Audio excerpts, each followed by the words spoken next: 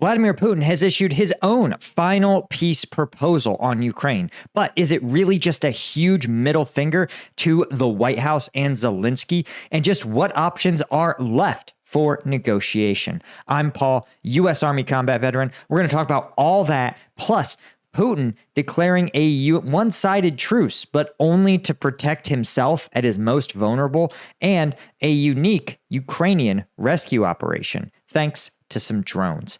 Let's crack into it. Okay. So this is purportedly the bullet point list of Russia's terms for peace, right? These were announced by Lavrov, right? So it is seen as an official government position and should be taken as highly credible, right? This is in contrast, for example, sometimes the viability of a peace proposal might be floated by a less official outlet, a undesignated person, a low-level guy, someone like Medvedev, right, who doesn't hold like an official government position. But the fact that this came straight from the foreign minister's mouth should be interpreted as the official final peace proposal of Russia. And what's also worth noting is because it is public. Remember, Vladimir Putin maintaining his credibility with the Russian public and, more importantly, with the oligarchs within Russia is really important. So when he publicly takes this stance, right, he can't be seen as weak. So he's saying these are our non-negotiables. And this is at the end of a huge months and months and months of very sincere and sometimes almost naive negotiation by the United States with Russia. And so many of these points are unbelievably non-starters and reflect that Russia's objectives have never really changed in this war, that they have always been about turning Ukraine into a client state, into a vassal of the Russian Federation. And the irony is, of course, the one person who has been pretty transparent about this from the start is Vladimir Putin, right? A year and a half ago, almost 2 years ago now, he sat down with Tucker Carlson. And when Tucker Carlson asked them explicitly, is this about NATO? Putin said, no, this is about the restoration of Russian history. And then he spent 45 minutes of a 2-hour interview taking Tucker Carlson through the Russian history of why Putin believes this is so. So let me break this down for you guys, right? First off, it says Kiev must renounce joining NATO by establishing a neutral, non-aligned status. Notice the difference here, because Trump's position says that the United States, is going to veto or not allow Ukraine to achieve its NATO aspirations, right? Which is slightly different. And what's also noteworthy is that it doesn't just say Kiev can't join NATO. It has to have what Russia calls a neutral, non-aligned status, right? But as we see in the Eastern European region, there are no non-aligned countries, right? Countries that are non-aligned end up under the domination of usually Russia, right? It's sometimes referred to as Finlandization, where a larger country it dominates a smaller one. Look at the breakaway region of Moldova, of Transnistria. This is a country where Russia has essentially gutted its ability to be independent by building out infrastructure that depends on Russia. For example, importing power from Russia, or having Russian-funded power plants, or even Russian subsidies to key areas like food and and gasoline, so that there's no domestic alternatives, right? And once you have that Finlandization, you can use that, and Russia does use it in places, again, like Transnistria, to coerce those countries to behave as though they are vassal states, right? So you don't need a treaty. You have something better than a treaty. You have real leverage. And so that is so it's not enough, right, for Kiev to just say, we're not going to join NATO, but we're going to become members of the EU, or we're going to have a formal treaty granting us non-NATO, but Article 5 protections, right? All of those things, Russia says, are non-starters. They have to be neutral, right? Meaning that they are subject to coercion by Russia. Second, he says Crimea, the DPR, this is the Donetsk People's Republic, the Russian puppet state in Donetsk, and the LPR, the Luhansk People's Republic, again, the Russian puppet state in Luhansk, as well as Kherson and Zaporizhzhia must be internationally recognized as Russian territories. So again, he demands something that's effectively impossible, let's be honest here, which is to have broad territorial recognition by the whole international community of Russian annexation of these territories. This would set an incredibly dangerous precedent. There's many countries. Remember, every country whose neighbor has a territorial claim on their own sovereign territory, they are not going to buy this, because what this is going to do is incentivize an international free-for-all in which every country, right, where there's a disputed region, the bigger country is going to say, oh, if we conquer it, we can keep it. The international community has, since World War II, has said, we are all going to collectively agree that nobody gets to just annex their neighbor's territory. That's resulted in so many bloody, vicious wars. We're just not going to allow it, right? And so, right, that doesn't mean that there haven't been regime change wars. Look at Iraq or Afghanistan, but the idea of conquering your neighbor's territory is simply not acceptable. So if you are Taiwan, you're never going to recognize it. If you're Japan, whose Spratlys are claimed by the Chinese, you're never going to accept it, right? If you are the Indians who have disputed regions with Pakistan, you're never going to accept this. So this normalization is something that will simply never happen. Because again, Ukraine doesn't have the ability to grant this. That's the thing. Ukraine might relinquish its claims, and maybe other international countries will follow suit, but this is simply unenforceable and unverifiable, right? Ukraine must lift its ban on negotiation with the Russian Federation.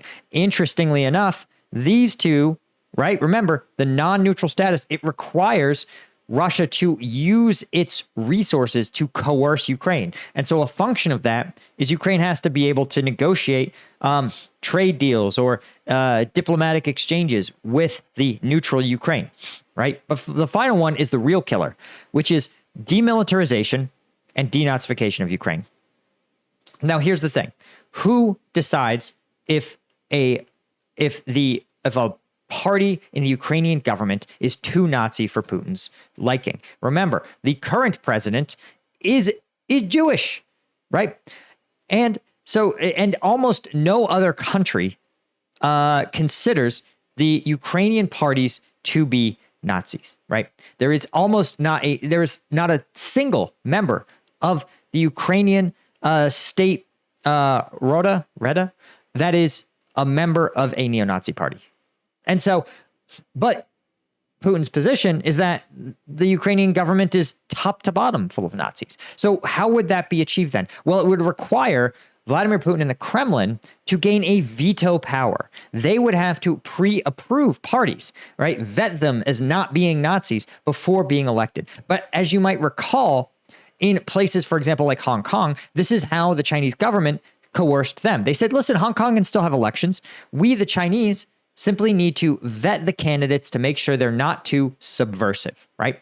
And as a result, it means that effectively you have non-choices in your elections. You can choose between two pro-Chinese CCP candidates. This is also how elections work in places like Iran and Cuba, where the controlling party pre-vets the candidates to make sure that there's not actually competitive ideals taking place, right? And so this is the power that Russia wants over Ukraine. And demilitarization is its military equivalent, where Russia wants to say, Ukraine, you are a smaller country. We want to make sure that you have a tiny military unable to protect your country. And we want to gain a veto over the size of that military. Again, imagine if China was to say, hey, we want to just gain a veto power over the expansion of the U.S. military. And they would say, well, you have too many aircraft carriers, America. You need to have only one because we only have two, right? Once you do that, you have, in effect, gained military dominance without firing a shot, right? If you can do that, again, to use this aircraft carrier example, the Chinese could spend a lot of money trying to take out 9 U.S. aircraft carriers or 10 U.S. aircraft carriers, or but they could save all of that money and all of that fighting if they simply said, well, the Americans, you need to agree by treaty to demilitarize and not have this many aircraft carriers. That's what Russia wants to do. And the corollary, of course, is that China, right, if they were to do this, they would go to Taiwan and say, oh, that person who's supposed to protect you, they're unable to do so. We have the military advantage. So you are going to just surrender right now. And that's, again, the leverage that Russia wants over Ukraine. And a tiny military unable to resist Russian aggression would simply enable them, right? Combined with the fact that Ukraine can and must negotiate with the Russian Federation and doesn't have allies to back it up, is going to give Russia massive coercion over the country. Again, turning it in effect into a vassal state, right? Ukraine also, of course, talking about repealing laws restricting the use of Russian language, culture, and church. Again, we've talked about the fact that the Russian church is a arm of the government. Russian language and culture is part of the Russification process of the Russian government, right? Within the occupied regions, and actually even in Donbas before the invasion, before the annexation in 2014 by Russia, there was a cultural war that went first, right?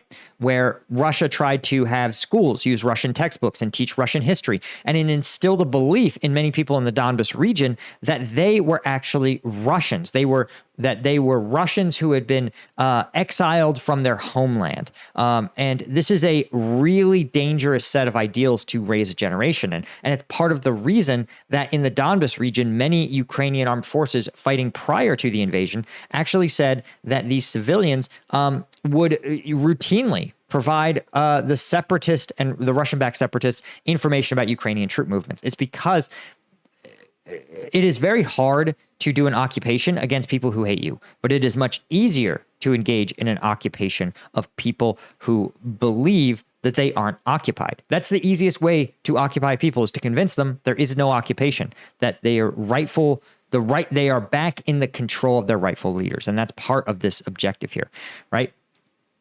And of course, Russia says the U.S. can't transfer the Zaporizhzhia nuclear power plant to Washington or to Kiev, which is, again, interesting, but not that crazy. But so here's the real takeaway from all this, right? Actually, we're gonna talk about the takeaway here in a second.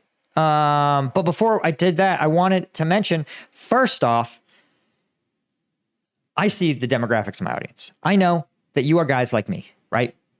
You are in your 30s, maybe you're in your 40s, right? You're probably you're a parent. You have a full-time job. Maybe you have a house. Life is busy and it's hard to get everything done. But you look around and you see everybody else like you, and you see 90% of them, they just throw their hands up and give up. They say, I'm too busy to work out, too busy to start that side hustle. Or even more annoying, I know they piss you off. They talk about it. Every year is the year they're going to get in shape. Every year is the year they're going to work out, right? And if you're the kind of guy that doesn't say next year, next month, next week, if you're the guy who just does it, who says, I'm going to do it. Maybe I wake up early. Maybe I stay out late. Maybe I bail on my lunch break. If that's you, I made Strike Gum for you. I made Strike Gum for us, you know? It's got 90 milligrams of caffeine in it. That's as much as an Amp Energy, as much as a Red Bull, as much more than an entire shot of espresso. And 0 sugar, so there's no sugar crash. Refreshing mint flavor, right? So you're not going to smell like an energy drink when you get off your lunch break.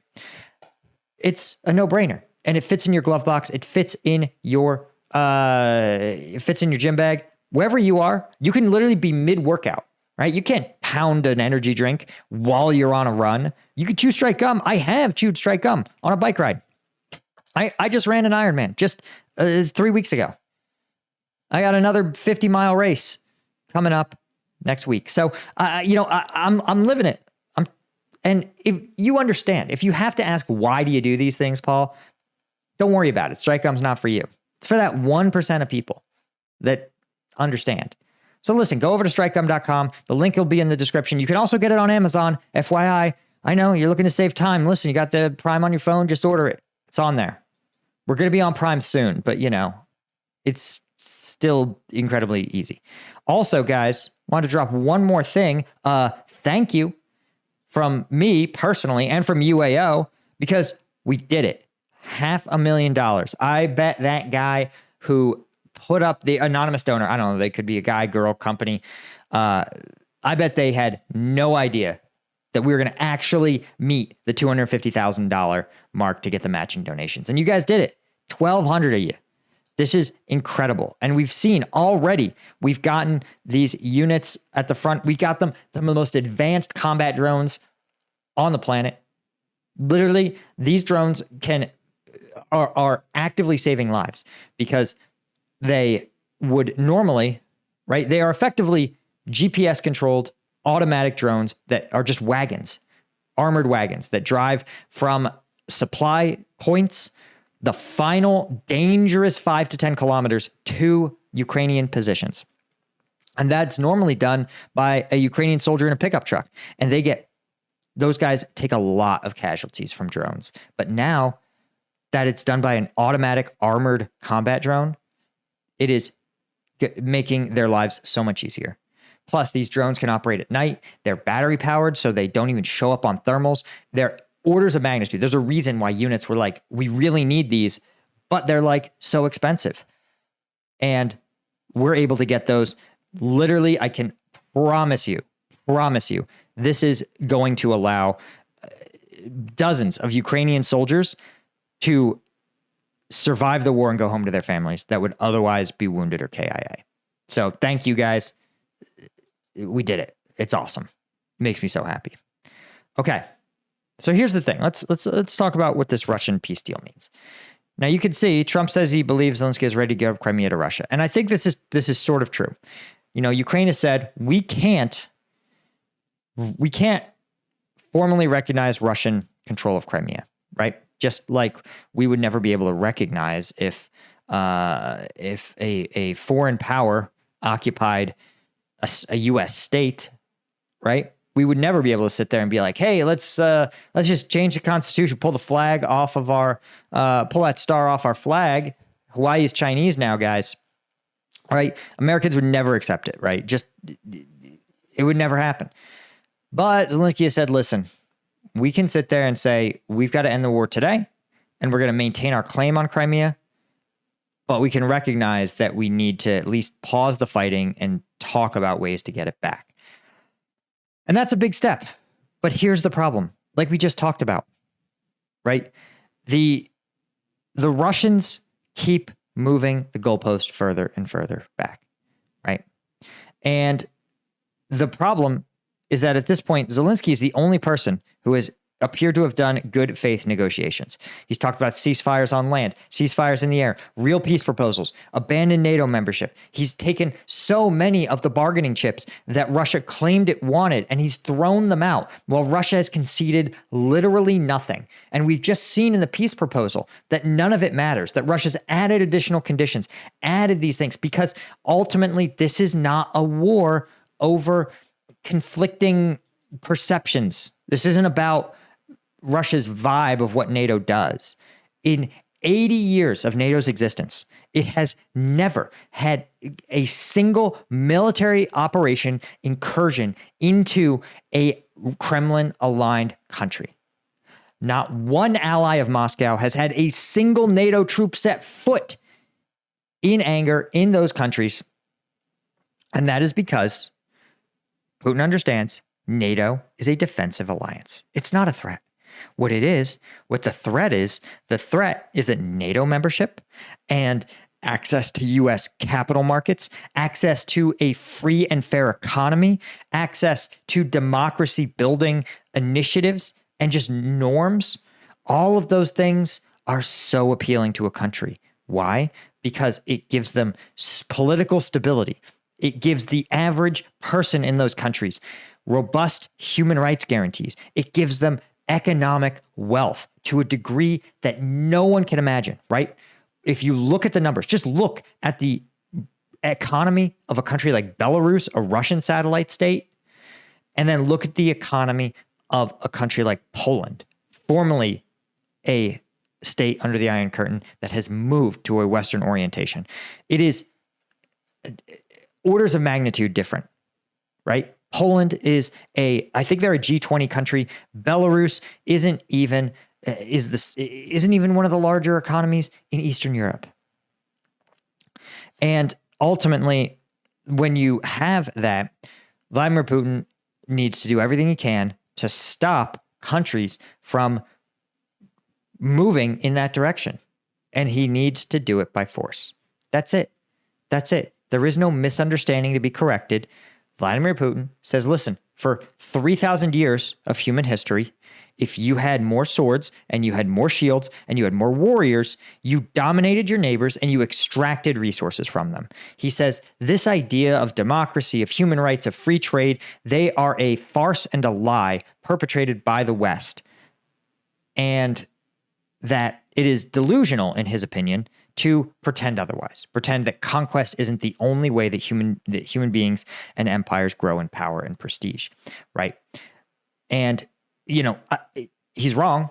He's wrong. Just like for 3,000 years, human beings thought that demons caused most illnesses, right? And just because we did things the same way for 3,000 years doesn't mean we can't find better alternatives, right? So you wouldn't sit there and let your mom's diabetes get treated by a shaman. You'd let them be treated by a real doctor. But somehow in Putin's world, this is an acceptable way to deal with other countries. And so this idea of that Ukraine is just one compromise away from peace, it's not, guys, right? And here's why. Here's the thing. Look, this is a classic example. Putin unilaterally saying there's a 3-day truce on Victory Day.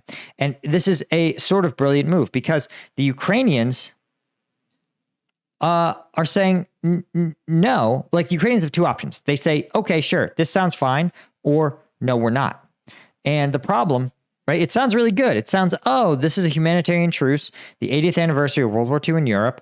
The ceasefire will start May 8th and end midnight May 11th. Now, one says during this period, all military actions will cease. Russia believes the Ukrainian side should follow this example. Here's the problem, right? And one, the Easter ceasefire was not a ceasefire. Again, I texted my contacts who are on the front line, soldiers fighting day in, day out. I was like, yo, dude, during the ceasefire, I was like, hey, man, is there a ceasefire? He was like, no, there's nothing. There's been zero change to Russian combat operations. So that was just a lie. It was pure propaganda that Putin used, probably to sell this stuff to the international community and to his public. So the problem is the Ukrainians go, there's no guarantees that this will actually happen. But the bigger problem is that it actually just benefits only him because it conveniently falls over the May 9th celebrations, the Victory Day celebrations, because there would be nothing more humiliating for Vladimir Putin than to have a Russian military parade in Moscow get attacked by the Ukrainian forces, right? Why? Like a Ukrainian drone. Why? Because it would send a clear message to the Russian public that Vladimir Putin is not winning the war, that he cannot protect Moscow, that his state is so weak that the Ukrainians, who, again, in his propaganda world, are unbelievably weak and unbelievably corrupt. And in fact, many Ukrainians are actively begging to become part of Russia. That's his propaganda world to his people. To see them attack, again, the heart of Moscow during a military victory parade would be an embarrassment of the highest degree, right? And so this is what this comes down to, right? Russia would never agree to a unilateral Ukrainian ceasefire, right? Maybe during like a Ukrainian holiday. But the fact is that he simply wants to avoid combat operations happening in times and places that he deems unacceptable, right? Now, what is acceptable to him, for example, is dropping a cluster bomb on downtown Sumy, right? A civilian area. No military operations taking place, and he did it on Ukrainian Easter. So literally civilians getting out of church on Easter Sunday, and he puts a cluster munition onto downtown Sumy. And cluster munitions, as you guys know, are designed to not destroy equipment. They're not designed to destroy buildings. They are the bomb equivalent of a shotgun, right? They just create a tidal wave of shrapnel that spreads out across a massive area. It's not even like you would be protected if you're inside even a concrete building. It solely exists to inflict casualties on infantry troops in the open. That's it. So this is sort of the Putin way of war, and that's the takeaway here, right? That you can't this guy's not to be trusted. I don't know how much more evidence a person could need to be like Putin's not a sincere negotiator. So, all right, there's one more story I wanted to tell because this is really unique and fun. This is from Kiev Post. This is a Ukrainian operation in which POWs were freed by drones. I'm not even making this up. And they dropped video of it, which I obviously can't show here because of YouTube monetization requirements. But one soldier in the video is leading a column of 3 captured Ukrainian prisoners while 2 other Russians walk behind. Ukrainian soldiers, of course, clearly disarmed, handclasped behind their heads. So the UAVs from the 1st Separate Tank Seaver Brigade show up, and drone-dropped munitions hit all 3 Russian soldiers. 1 Russian soldier is killed, 2 others run off, meaning that the Ukrainians are suddenly free, right? And the Ukrainian prisoners are led back to their lines. They're escorted by the drones. So an armed escort taking them home. Absolutely unbelievable to rescue POWs while taking no risk at all to your own people is phenomenal, right? It's crazy. But I think the takeaway to me of this story is, again, the innovation and the leaps forward that we're seeing in combat drones, right? The future of war is unmanned, and it is absolutely crazy, just wild to see how it's just leaping forward. That human beings are basically in this war, it feels more and more like they are simply the things drones hunt, which is dystopian and kind of hellish. And eventually it may be that drones simply exist solely to hunt drones. I think that's the way things are going. But regardless, it is a wild time to be a part of this. Anyway, guys, hit that subscribe button. It really makes a difference. Thank you to Bill Collier, Robert Colburn, Gaius Marning, Eugenia Cuesta, Chris Gorsuch, Francis Karius, AL90, Petratoro, Jalen Gao. Tomorrow, we are dropping another video on Combat Vet News, so definitely become a member. I always appreciate it. All you guys, and I'll see you over there tomorrow. Cheers.